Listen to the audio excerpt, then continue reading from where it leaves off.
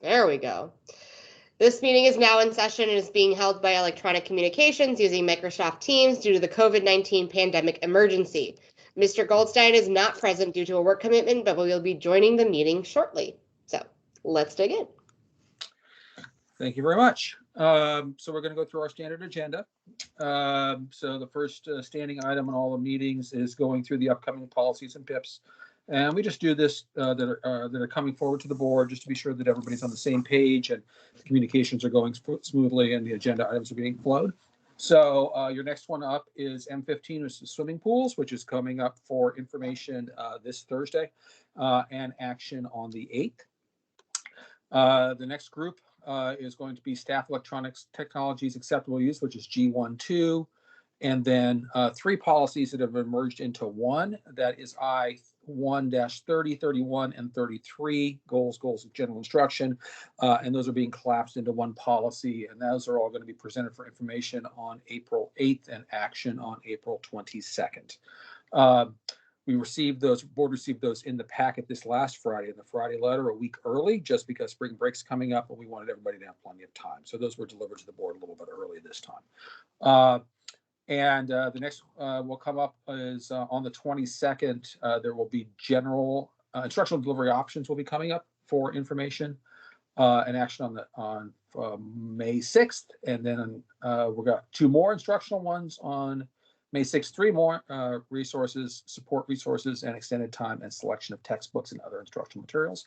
They're coming up May 6th for information and action on the 20th. And those are the policies and PIPs through the month of May that's on the schedule right now. Quick question. We talked about staffing requirements last week. Is that coming back up for follow-up, or I didn't see it on the agenda? So staffing, so we talked about it last week, Brian. That was for feedback on the existing policy. Okay, that's fine. And Christina noted that there's a whole bunch of stuff that may be impacting on that, about the whole collective bargaining conversations and things like that.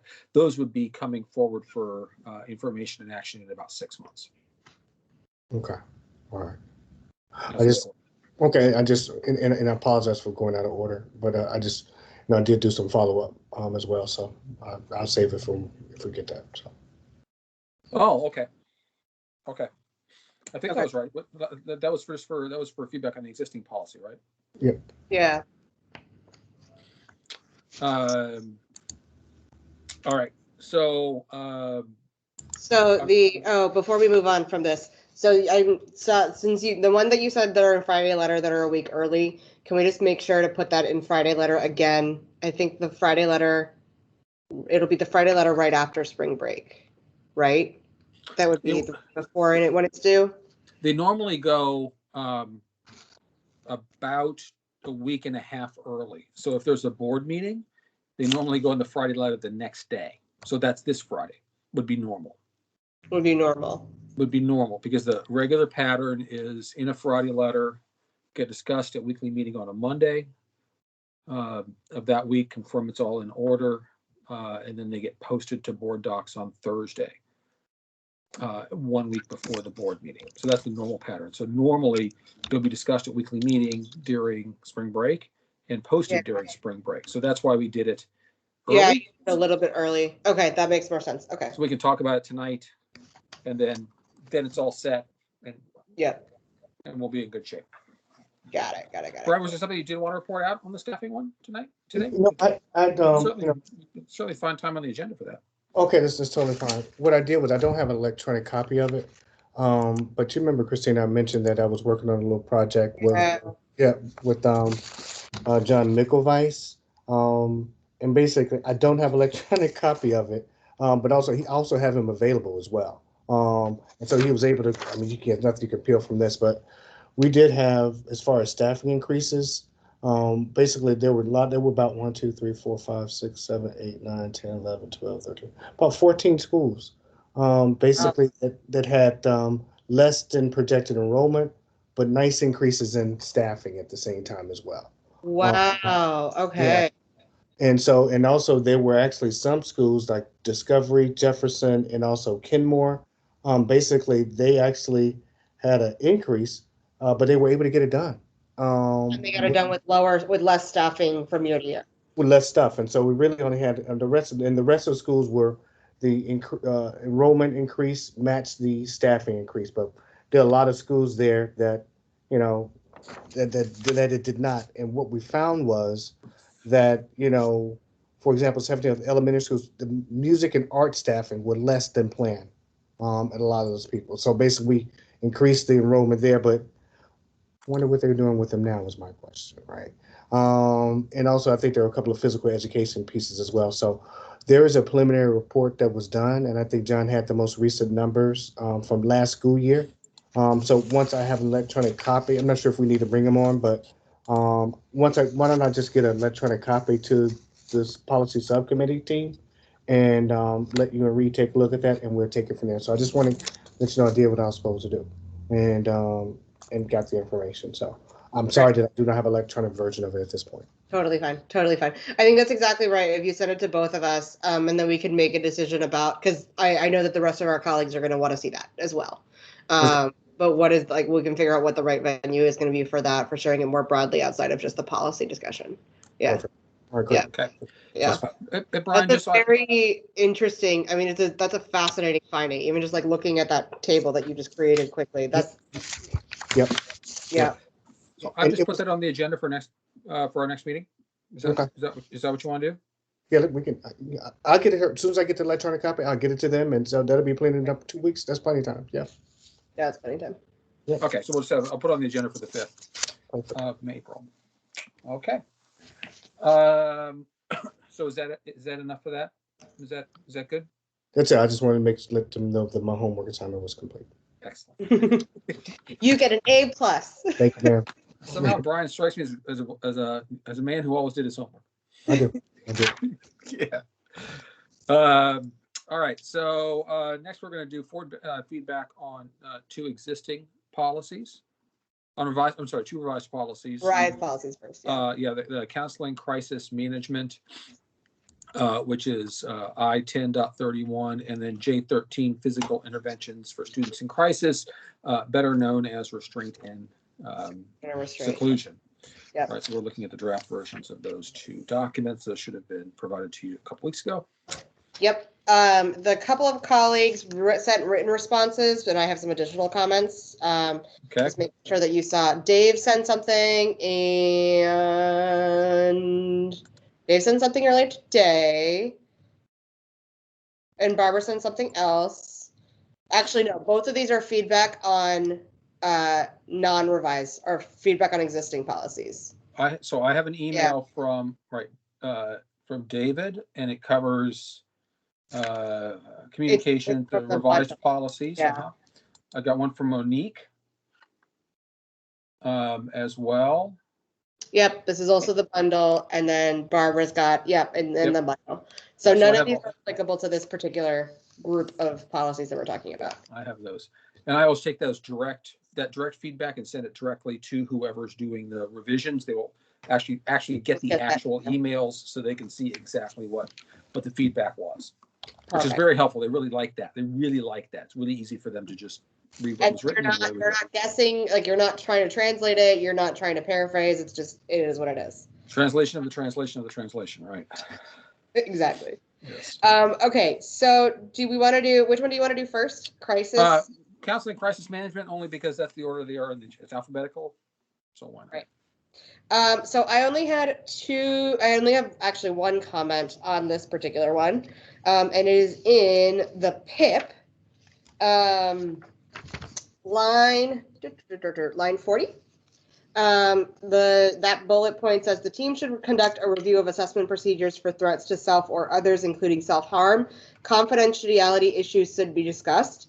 I'm very concerned about leaving that as should be discussed, because that'll just, if every individual crisis team is determining their norms for confidentiality, we could end up with a very broad spectrum of what this group thinks is confidential versus what that group thinks is confidential. I strongly encourage us to just spell that out. So I'm sorry, I had the wrong file open. Sorry. And sorry, that is entirely my fault.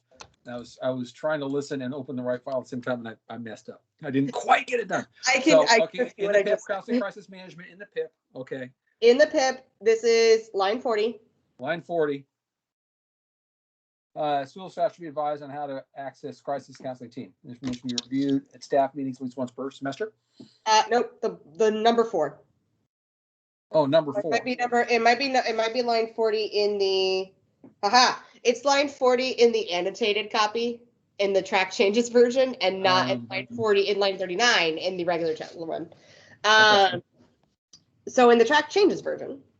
Track changes version. Yep. But anyways, like it's that number 4.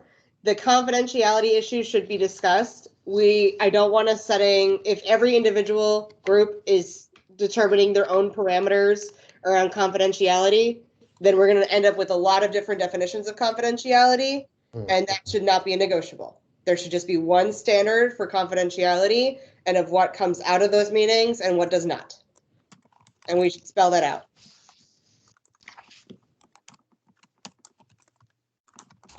It's probably something like, it's probably based on FERPA, honestly.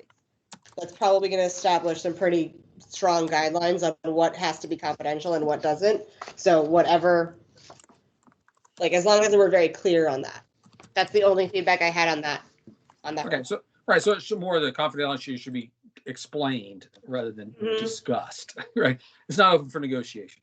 It's not open for negotiation, and it should be very, I mean, we as the district and this particular PIP should establish what information has to be held confidential in that meeting. Yeah. Like, are we saying that everything discussed in that meeting needs to be confidential? If we are, then let's explicitly say that. If we're saying that there are certain elements of it that can come out and that can be shared with others, then we should explicitly outline those. Or should have breadcrumbs to another document which explains those things, right? If it's not in the PIP itself. Exactly. Even if it's not, this one's not going to explain it, there needs to be some sort of like superseding policy about privacy and confidentiality or something like that. Okay. Cool. Okay. That was all I got on that Nice. one. Easy peasy. Okay. All right, so the next one is physical interventions, right? Yeah, physical interventions. Yep.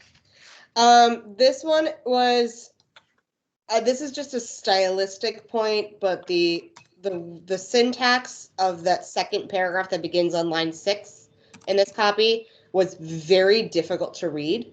I understand all of it after having read it multiple times, but it took multiple reads for me to actually understand what we were saying. So all of this content needs to be here, but we might want to reorder it so that it's a little bit more clear to the layperson reader. There was a specific sentence that I found that was like, wait, what? The second sentence, other types of physical restraint and seclusion may only be used for the purpose of preventing imminent risk in accordance with yada, yada, yada. That felt, the first sentence says, all of this is prohibited. The second sentence is, it's only allowed in these narrow cases. And then the third one says that seclusion is prohibited. And so it just felt like it was out of order. So let's go back and look at the syntax of that particular one. And it does sound like part of this is from the model policy. And so if model policy is playing it out this way, I'm okay with deferring to the model policy. It just was super confusing the first 2 times that I read it. Okay. Yeah. Okay. That makes sense. That's all I got on that first page. The next one is, this was a question for you. This says that it's supposed to be an annual policy. Do we have a bucket of those annual policies that we, like, what's our process with the annual policies? Because I'm sure that there's a bucket of them. Yeah, there's, this is the only one that I know of that's actually annual. We do have, some of them are every 2 years or even every 3 years.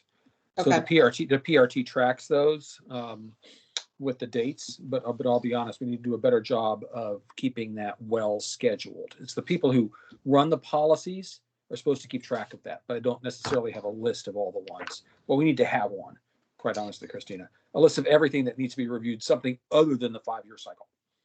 Yeah, I think that's probably going to be a good, as we're going, so this, we don't necessarily need to solve this problem in the next month or so, but before we go back and do the school board plan for next year that we'll be developing in the summer, July and August, let's try and compile that list so that then we can schedule it as like every single year we do this thing. Every other year we do these things.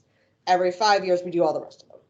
But so that it's very clear that going forward, the plan does need to include, like when we're coming up with the work plan for the year, it does need to include a couple of these that just have to be updated on a more frequent re-update cycle. Okay. Let me put that on the agenda for the next PRT meeting. Yeah. All right. I think that's probably the ways to do We're that. not talking about a large end size here. We're probably talking about maybe 5 to 10 policies that are on that shorter renewal cycle, and just making sure. I know Barbara, she's wonderful. If we tell her that we need to do this, she will do it. But if we don't tell her, she's not going to think about it.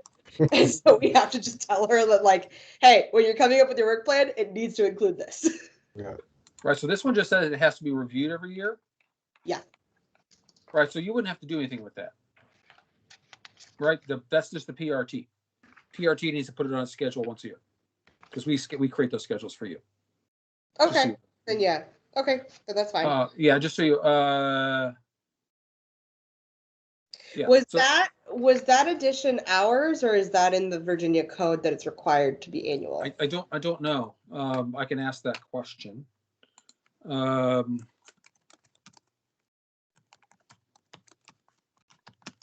I don't know that our policies on seclusion and restraint are going to be changing all that substantively from year to year. So I don't know that we necessarily need to do this every year. This might be a 2-year thing unless it's required by code. If it's required by code, or alternatively, if the ASAC folks were like adamant about doing it every year, then fine. Yeah. But I also don't want to make more work for us unnecessarily. Okay.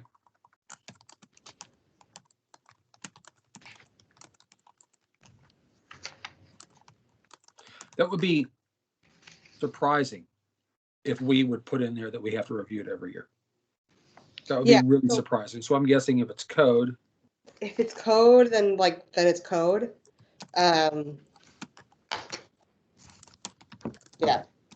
What we'll do then is usually is that if it's something unusual like that, we mention it in the presentation. So when we present it for information, we just say, hey, this is updated annually, and that's per the Code of Virginia, just because it's strange. That's just part of the standard. If it's not 5 years, that's just part of the script. Explain the board why it's not 5 years. Here is why. Yeah. So it's a weird one. Here is why. Right. So I put that in the notes. Okay. Going on to the PIP, I've got a bunch of feedback on this one, so I'll go through them slowly. The first point is I'm not sure why the PIP is still named restraint and seclusion and doesn't match the name of the policy. Did Brian already catch that one? Yep. I was gonna let Matt kind of let the. I caught that too. Okay. But we're gonna rename it, right, Matt? So we've already renamed the policy. The question is, why is the PIP not still also renamed? And that's just, for the life of me, I don't know. We'll get it changed. Probably just someone didn't read the header again before pressing. Well, it's probably not malicious. It's just that you're working on the document and all of a sudden you realize, oh wait, I never actually said that's right. Fine. Yeah. It's fine. Yeah. We also have a number for it too. Also, it's J13, not JXXX, but that also didn't get updated in some of the documents. So that's why we do this, right? That's why we have this. So we're going through this. That's why we do it. Okay. Next thing in that second paragraph, this is a messaging point that I think we should make. It's the sentence that begins on line 9. If there is a need to manage student behaviors that place the student or others at imminent risk of serious physical injury to students or other persons, leave that entire beginning of the clause the same.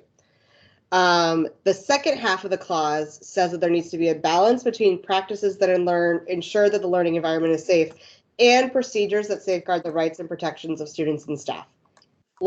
I'm proposing that we flip those two and say the exact same things in the opposite order, so that the rights and protections of students and staff comes first when you're reading this policy. Mm-hmm.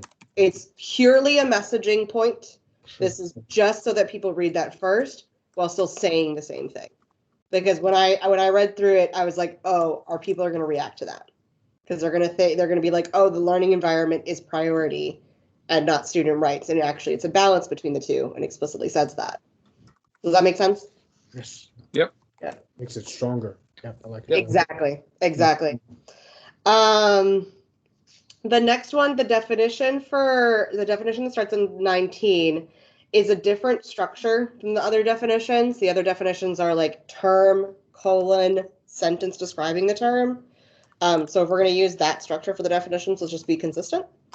Oh, yeah. Yeah. So that one is like positive behavioral interventions and support strategies shall include. So just having that start as its own sentence, I think, is perfectly fine. Next page. Let me know when you're ready.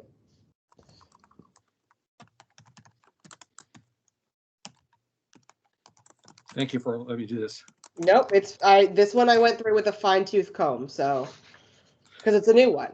This is the first time I'm doing this one, and I was like, I'm gonna sit with this one and make sure I read it twice. I was sitting there working with my colleagues, and I asked about the notes, and then she said that she doesn't touch type.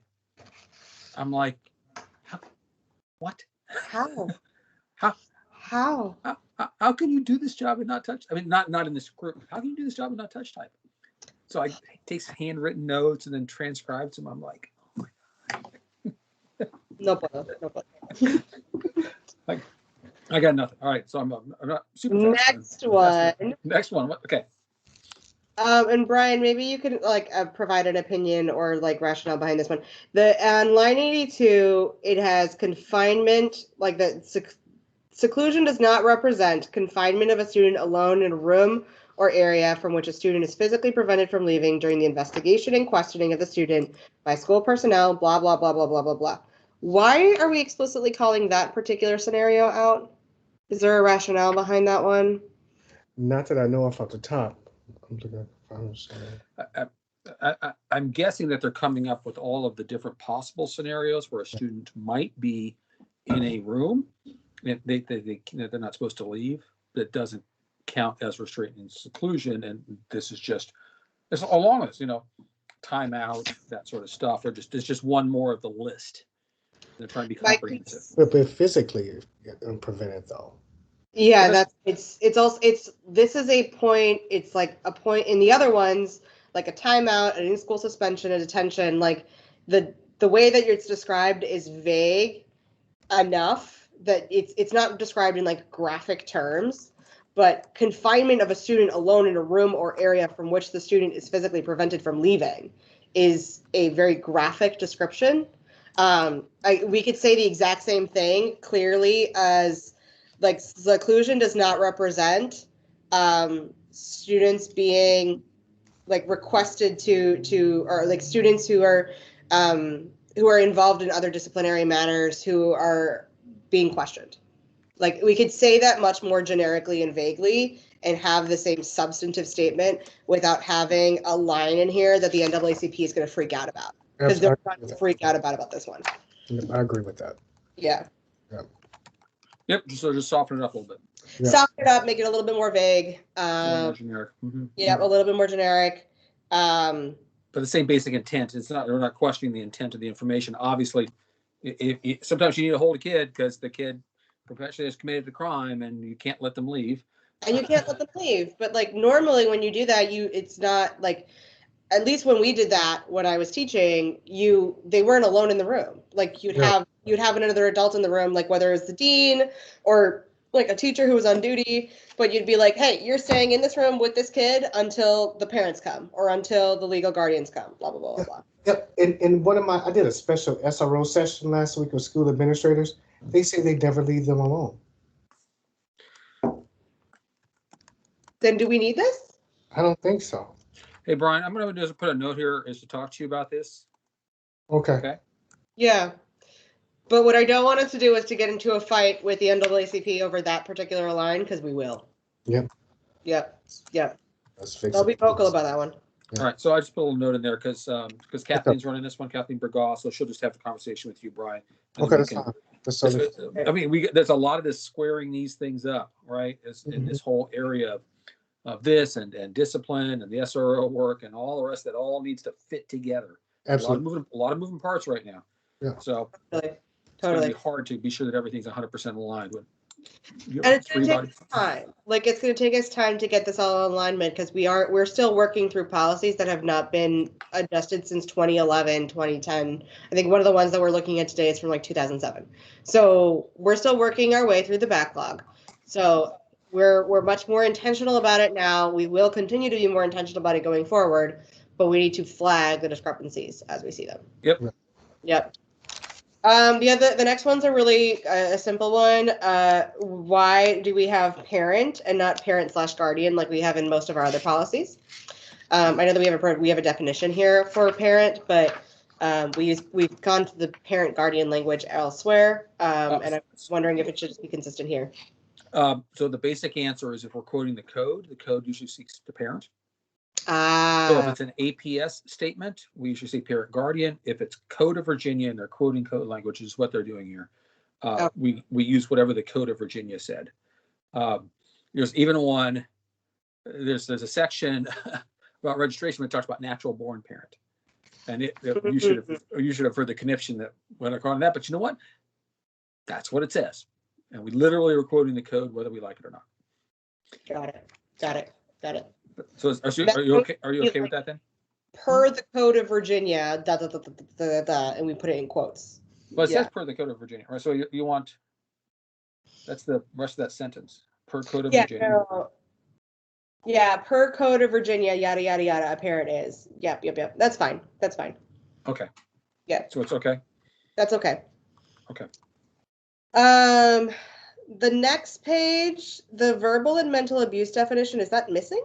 Was I'm not quite sure how that's the adverse, like, I'm not sure if these are supposed to be like sub bullets of. Oh, and it's missing. Okay, got it. Yeah, I thought it was. Yeah.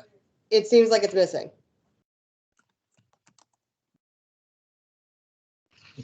Or O and P sub things of it because it's got a semicolon at the top. I don't know. That's the question. I don't know. I was very confused. Yeah. This one also, I mean, it's a brand new policy, so I totally get it, but it also just needs some like general cleanup of like spacing, and I think there were a couple of periods missing, so just someone give it a good proof. Okay. Yeah.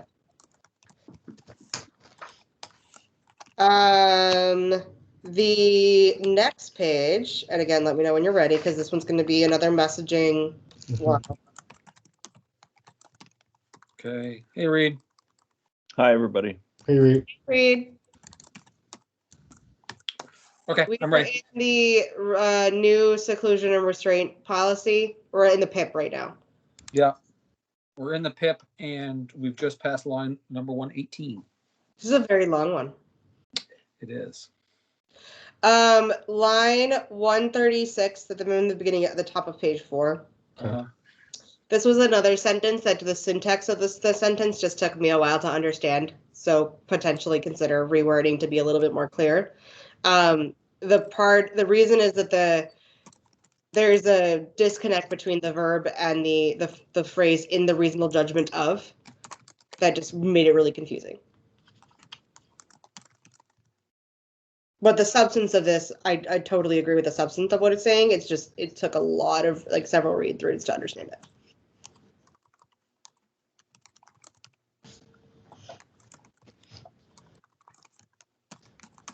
Okay. And going down to the next paragraph, I would recommend swapping the paragraph that begins at line 143 with the one on 146. This is a similar point to the one that I made earlier of just putting, like, the second paragraph on 146 says explicitly, damage of property, unless damage of property creates an imminent risk of serious physical harm, the damage of property does not in itself indicate an imminent risk of serious physical harm. So, like, you can't use seclusion and restraint just because someone is damaging physical property. And then the paragraph that's currently above it says when the physical restraint will be stopped. Yeah. And so having it be like, you can only use physical restraint when you're in this scenario. That does not mean this, and here's when it must stop. Feels like a more logical sequence. Yeah, I agree.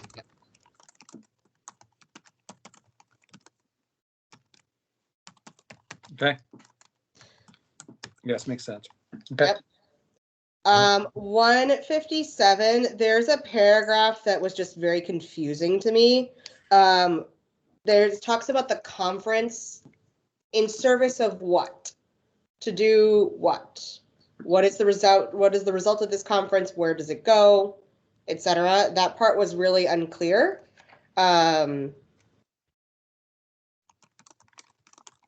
It sounds like it's supposed to be some sort of a debrief procedure.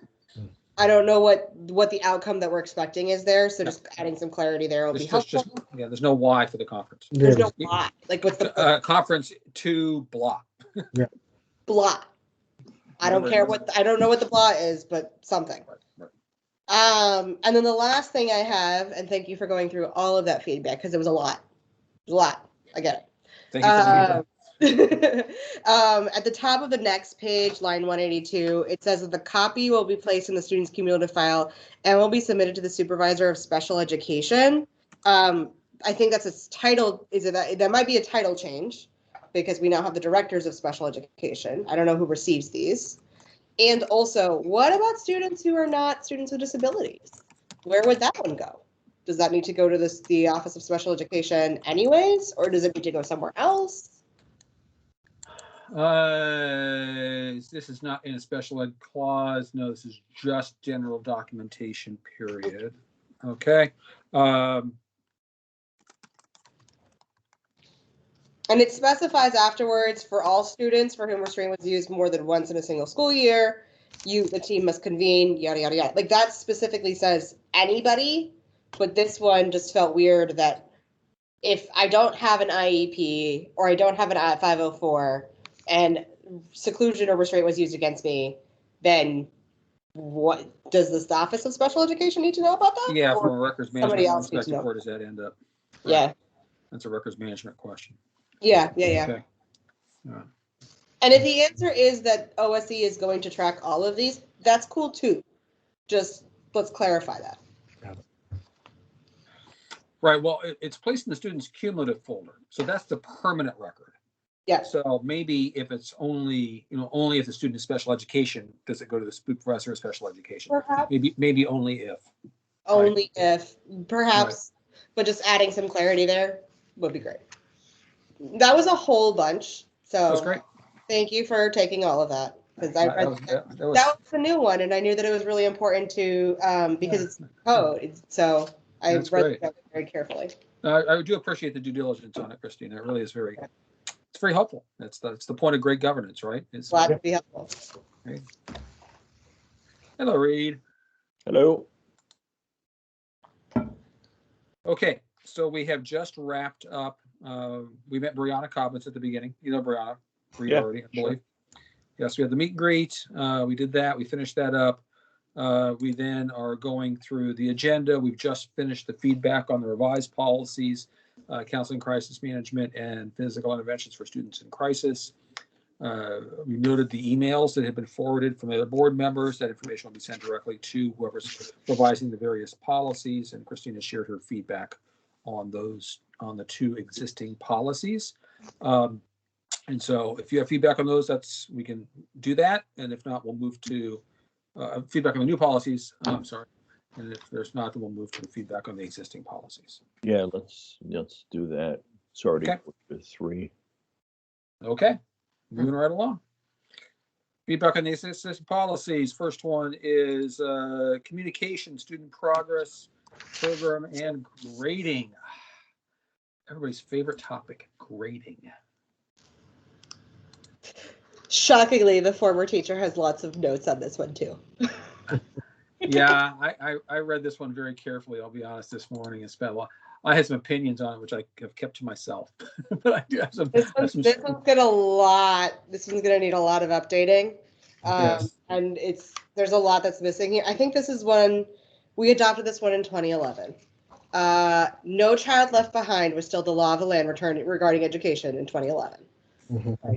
That just tells where the moment that we were in. So, yeah, it's a little dated. Yeah. Reed, do you want to go first? Because I have a whole bunch on this one. It's going to take me a minute to go through this. Yeah, go ahead. Okay, cool. So on the policy itself, I echo Barbara's question about whether we need to rename this entire thing just to make sure that it's clear that this is about grading. This is a grading policy, not a communications policy. So I echo that. The second thing is the structure of the policy right now.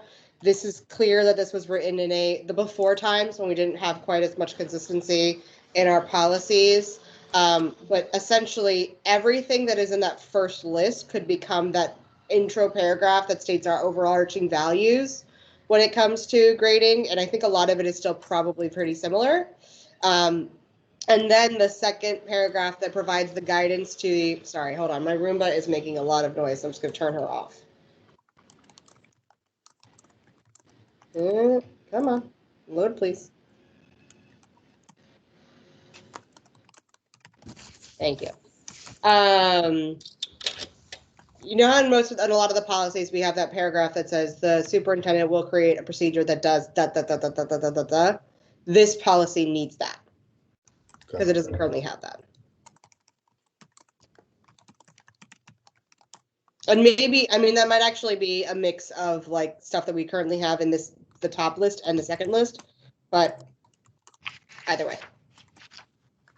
Right, so this really sort of structuring readability sort of things. This is good. You're right, because this is not very readable. And our new policies are much more readable than this.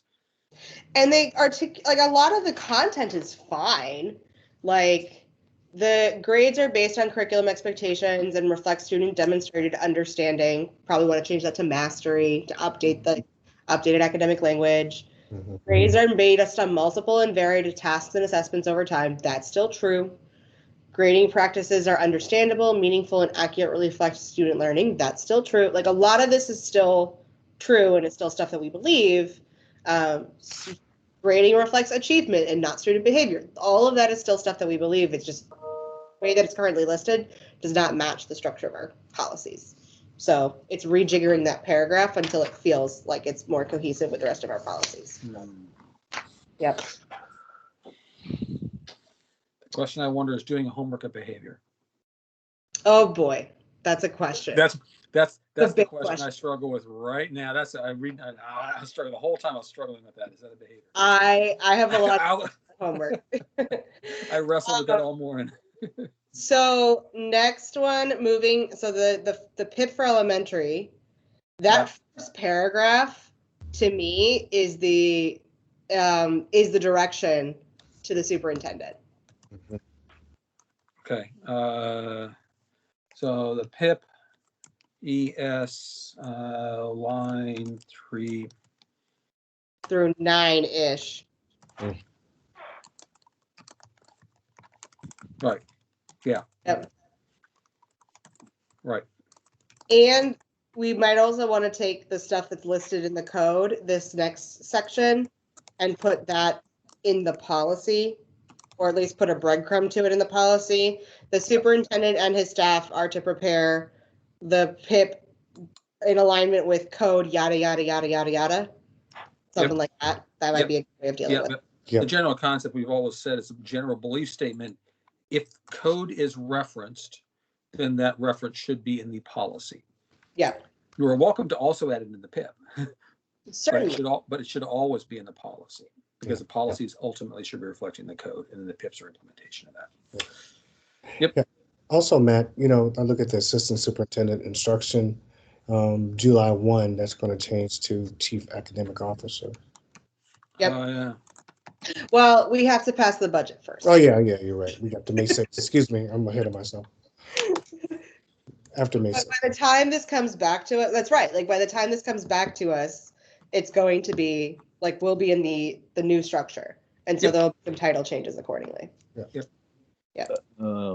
Sorry, I'm lost. Where's the reference to the law? In the PIP read, starting between line 10 and 24 is literally a copy and paste from the code. Oh, I see. Okay. Even quoted. Okay. Yeah, which we've done before. That's very common. We did that in the registration policy. We just copied and pasted the code. So, but we put in the policy. Yeah, that should definitely go to the policy. Yeah. And that should be part of the parameters that, like, we are tasking the superintendent with creating a policy, a PIP that does all of these things in accordance with code. Yeah. Yep. Okay, so continuing on, I am looking forward to having DTL get their hands on this policy or this PIP because it is old. And refers to things that are somewhat problematic. I think my nudge towards them is going to be, we are doing a lot of really excellent work on equitable grading.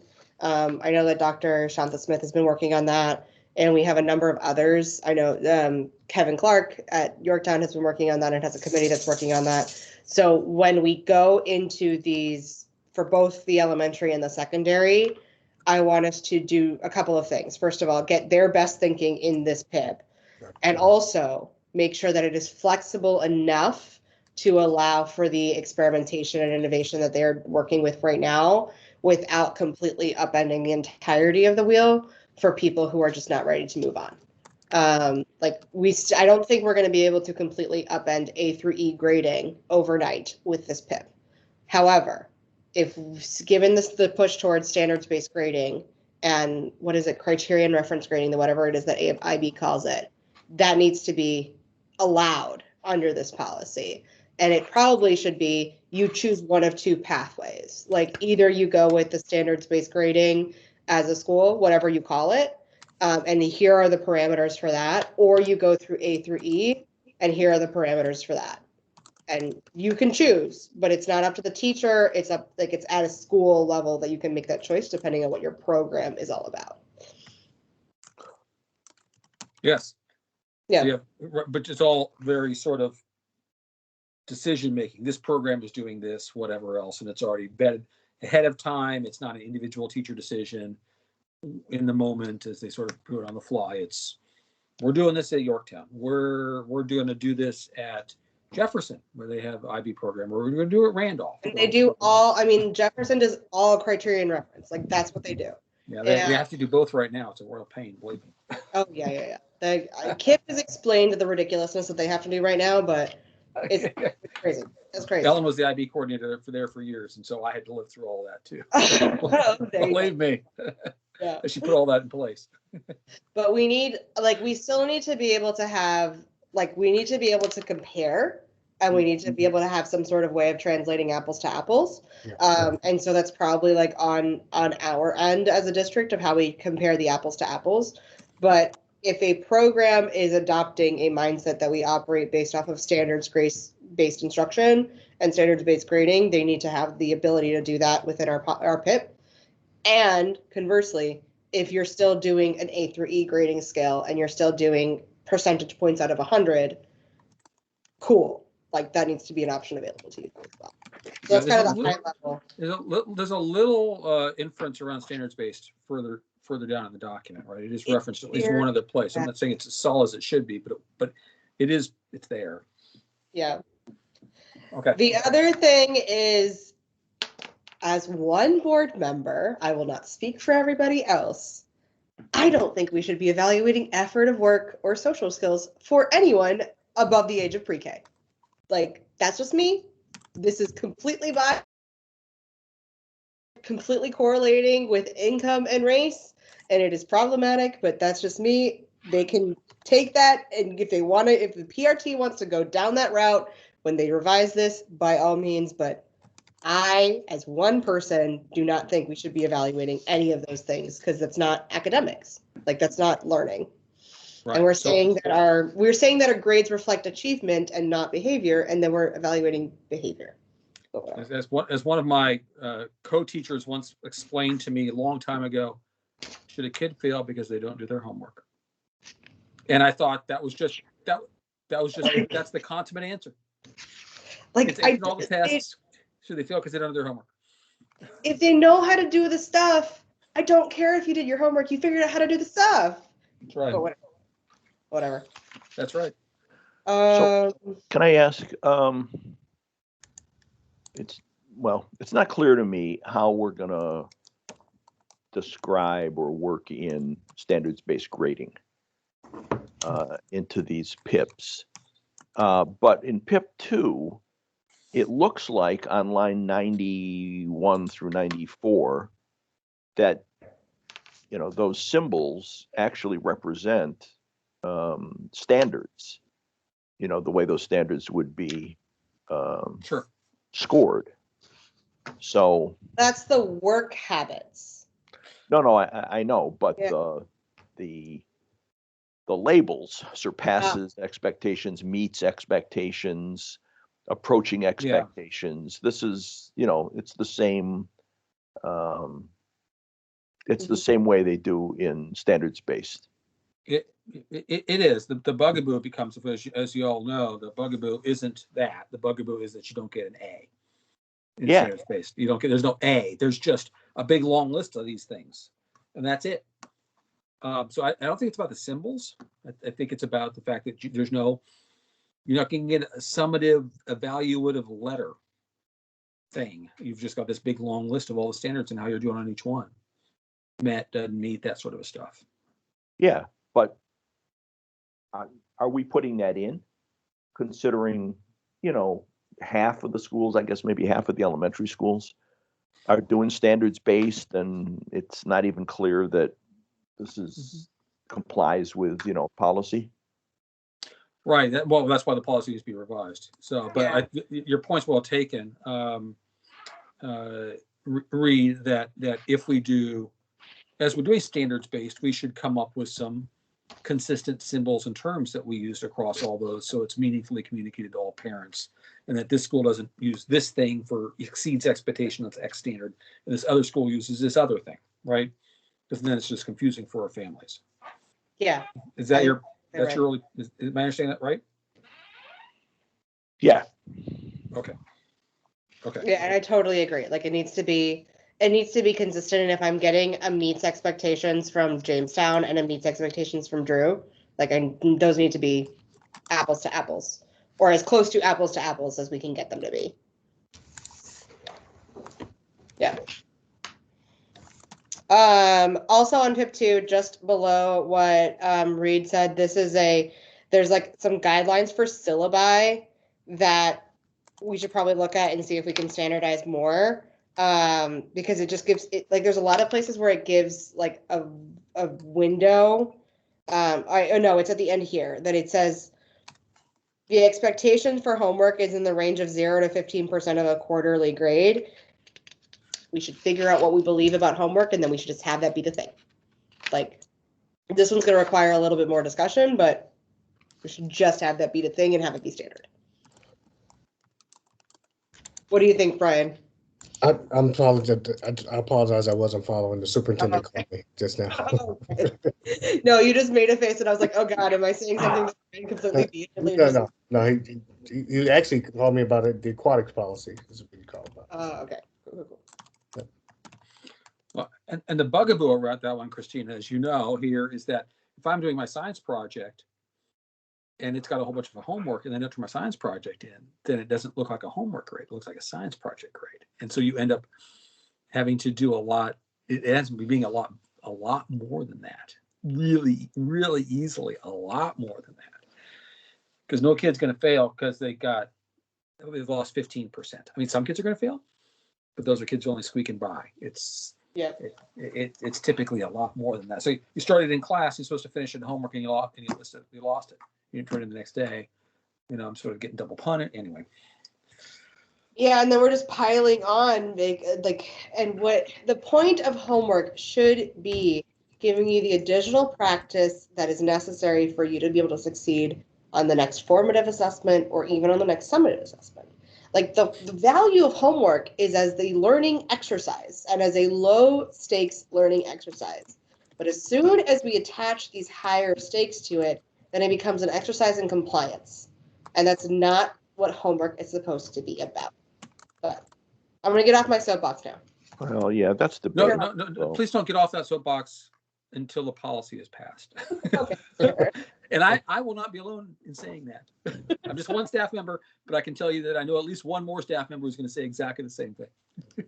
So I guarantee 2 and All maybe staff 200 or members 300. think that. Yeah, there's like a whole bunch who think that. And there's also people who are like, I mean, when I took this class, I had 3 hours of homework a day, and so you're going to have 3 hours of homework a day. And I'm like, that's not, whatever. Anyways, that's just me. Yeah, but if the teacher establishes the grading rubric, you know, 50% of your grade is the midterm paper, and 10% of your grade is the the daily homework. Then how do you not count the homework as part of the grade? Because in my mind, and I'm saying this just as me, in my mind, the things that count are assessments. They are the moments in time where I'm actually checking whether you know the standard. What I want to know is, can you do the thing? If I taught you how to do, if I taught you how to factor multivariate or like multivariate equations, something like that. I don't know. Like, I want to know, can you do the thing? And so the way that I'm going to find out, can you do the thing, is in some sort of an assessment, whether it's like a quick formative check, or it's like your term paper or your final exam, whatever. The homework is in service of you getting lots of at-bats to practice that. And it's just you continuing to go, like, work through it, figure out what your mistakes are, and have that growth mindset of I'm practicing, it's not working, I'm trying something different, I'm practicing, it's not working, I'm trying something different, I'm asking for help. Oh wait, I finally got it, and I can do it consistently, and I can do it. I have now mastered it. Cool, great. The homework is when you're playing with it, it's the sandbox, so to speak. And then when you're actually doing it for real, it's in that formative assessment or in that summative assessment. And that's what I think we actually care about when I think about learning. What I care about is measuring a kid's learning, not whether or not, like, how many times did you repeat the thing? If it only took you 5 times to repeat the thing to get it right, then you don't need to do the rest of the homework. Like, it's a waste of your time. But we've decided that it's 10% of the grade, and so therefore it becomes 10% of the grade. Does that make sense? I hear what you're saying, Yeah. and it's a point of view on this, but you can also look at homework as, well, the right kind of homework, as an assessment. So if the homework is do problems 1, 3, 5, 7, and 9, and you do them, and they're math problems, and you turn them in, and some are right and some are wrong, how is that different from another assessment tool like a quiz or a test? The main difference, Reed, isn't so much how you did on your homework, it's what happens if you don't do your homework. And that's usually when we're talking about equity issues, the concern is the kids who don't do the homework, right? So then it's not an assessment because they haven't got anything to assess. It becomes more of a compliance issue, right? It's a question of compliance, and is a student complying with the teacher's direction to the work? Even in that example, even in that example that you just gave, if I wanted to give a take-home assessment, call it homework, but it's a take-home assessment, and I'm sending you home with an assessment and having you do the assessment and then bring it back to me, like that's the exact same scenario that you're talking about. Like, I'm having you you're going to be assessed on your ability to do problems 1, 3, 5, and 7. Yeah. Yeah. But then it's an assessment. It's not just like this exercise in compliance of do problems 1, 3, 5, and 7 every single day, and I'm going to dock you if you don't do problems 1, 3, 5, and 7 every single day. All right. What happens when you don't do the assessment in class? You don't fill out anything on the quiz or the test.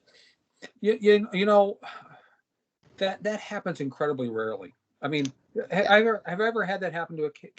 So yeah, I've had that happen where a kid just won't do any work when they're physically in class, all right? But that's really incredibly unusual. The most common situation is that kids' home lives or their structure or their organization, all those things make doing homework really hard for them. Yeah. Mm-hmm. Okay. So just for whatever reason, that kid that really struggle, they're fine in class. They're sitting in the class, the teacher says, do these things, and they'll do it. But whether they have to be self-organized, maybe they have to find a quiet place for whatever reason, they're not getting their homework done. And those are the kids who end up being adversely impacted when they don't do their homework, right? So that's where the struggling of equity comes in, because there's some clear correlations between the kids who don't do their homework and various identification labels of students. So okay, but homework is a teaching tool. It's part of the toolbox that the teacher's got. And if the kid isn't doing the homework for the reasons that you're saying, can't find a quiet space or doesn't have the organizational, abilities or something, that fact is going to be reflected in whatever assessment is, the teacher has, the test or the quiz or something. Not necessarily. Not necessarily. If they don't do the reading at home, then how are they going to perform on the quiz in class? It depends on the kid. I mean, there's a whole boatload of students that I had that would turn in zero homework. But in the 45 minutes that I had them in front of me, they did all the work that they needed to do. They got the content. They were able to really deliver, and they were like, "Yep, I got this. We can do this. I can do all the factoring that I need to do," and it's not a problem for them. And that 45 minutes is more than enough for them to understand it. There are some kids who are going to need those additional at-bats, and like giving them some additional at-bat opportunities is a great thing that they could possibly do. We shouldn't grade it though. The homework should not be graded, because then I'm penalizing the child who got it. They're good. They don't need to do the extra work. They're fine. Like, we're penalizing them arbitrarily based off of our schema of what learning should be. Right. And every kid learns at a different pace, right? Even down to specific topic, kids may learn those at different paces. So the concept of needing to practice is going to change by kid, by topic, by unit, and so there's no strict formulas around that anyway. And ironically enough, because the kids who need it are the ones who would need to work at it, which means that it's hard for them, so they're actually less likely to do it. So the kids who end up needing to doing the homework are probably the ones who didn't need to do the homework. And the kids who don't do the homework are the ones who did need to do the homework because they're struggling with the concept, right? So it's completely backwards. You're practicing stuff you don't need to practice. And for some kids on the edge, it's fine. So for the tunes them and moves them to the next level, and it bumps that kid understanding up a little bit more, which is great. Which is really the sweet spot there that we're shooting for. But on the edges, doesn't make any difference. The kids who don't understand it all or don't want to do it, the kids who have already mastered, it's just a big waste of time. But if you do it and you're not, like, if you're doing it and the kids see it as legitimate opportunities to have no stakes, like there's no stakes associated with this. This is just, I need extra practice. And so I'm going to ask the teacher for the additional practice that I need, or the teacher's going to see that I need the extra practice and say, hey, how about you take an hour this afternoon and you do these extra problems just to beef up your skills so that you're ready for when the next assessment comes by. But it's not for a grade. You're not going to be penalized if you don't do it. If you don't take that opportunity, then you didn't take the opportunity. But like, I am not penalizing you in advance because you don't necessarily have the time, the ability, whatever, to be able to do that. And I'm not arbitrarily deciding to do that. Does that make sense? Let me ask this question. So how do we, Matt, you talk about the environment. We talk about environments, right? So the environment in school, they do it. The environment at home may not be as conducive, so they may not be able to do it. But what about if the environment, how do we know if the environment is conducive and they're just not doing it? That's what I'm trying to figure out. Maybe I'm old school thinking here, you all. So, I mean, in that case, like if they're just not doing it, that means that they need a different intervention. That means that the tool of homework of saying, go back and do problems 1, 3, 5, and 7, that's not getting through. So maybe that's a small group now. Maybe that's a pull out. Like, it didn't work, so let's try something different. Yeah. In general, students would like to please their teacher. Yeah. Right? They would do what the teacher, if it makes the teacher happy, they'll tend to do it. And so the kids who aren't doing their homework typically have there's some reason that they're that they're not doing it, Brian. There's some reason. And that's why schools put lots of structures in, right? So you create structures, you create homework clubs after school where the kid can have a structured environment. You let the kid sit there come into your homeroom class and they do their homework in your homeroom or whatever else, because they just need just a smidge more structure to get her done. Just a little bit more structure, because they're just, I mean, from an executive functioning perspective, they just may not be there, right? The executive functioning just not quite there, and they just need that structure to get the work done, and which is not their fault. Executive functioning is not the kid's fault, So, Yeah. Sorry, I have that. I'm speaking as an individual, right? I'm not speaking for the staff of Arlington Public Schools. I'm speaking as a specific individual throughout all of this. So I'll be sure the recording dutifully notes that. I don't speak for APS or the staff in this event. There's one staff member. Okay, we're over time here, and looks like we got quite a bit more to do. So, what do you say we reconvene? Just create a new meeting date time and go through the rest of these. Is that going to throw off your schedule, Matt? I think we would need to. So in general, no, Reed. If we can get it done relatively soon, I know that the homework one. The homework one, the feedback is pretty similar. Yeah. So the homework policy, we want to get this done a little more quickly. So what's your time frame? What are you thinking?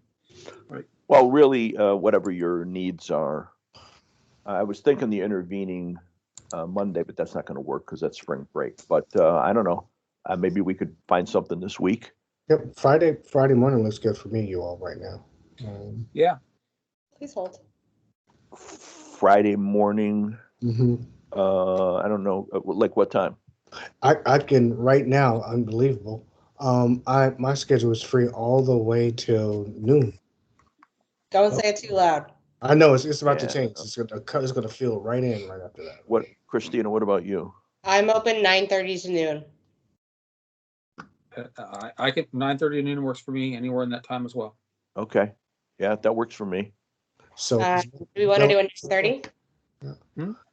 9:30. Start at 9:30, and we can do like 9:30 to we can book an hour and hopefully do this more quickly than an hour. Sure. Yeah. Okay. Okay. And so I'm gonna provide the communication on the feedback on the revised policies now, but all of the existing policies I'm gonna hold off because we've not finished this first one. Yeah. And in the meantime, I want to do a little bit of research and look up a couple of models of really good homework policies. Now that we're getting into this and grading policies, as food for thought when the whoever is going to actually be doing the drafting for them to consider and see what that looks like from other districts. Okay. Yeah. That works. Cool. Okay, Matt, can you send us a Teams invite? Yes, either myself or Melanie will do it because it'll be another official meeting. So it'll come from one of the two of us. But I will coordinate with Melanie to be sure that goes through all the appropriate postings and other such things. Right. Yeah. And we'll set a meeting for 9:30 on this coming Friday, the 26th. Yeah, I forgot about that it's a public meeting. So we got to have at least a 3-day notice thing. But, right. Yeah. Melanie's on right now. So she and I will. Okay. Yeah. After the meeting officially ends, we'll coordinate it.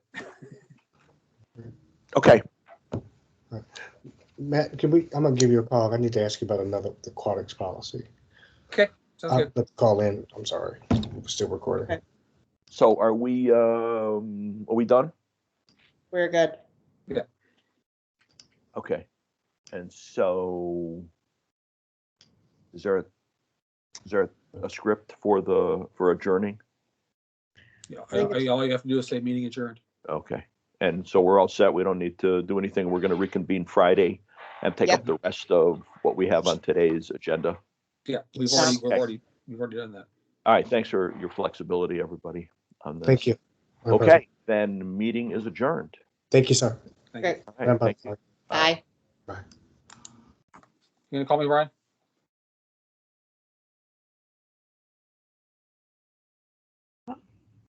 I'll go ahead. Did we leave too?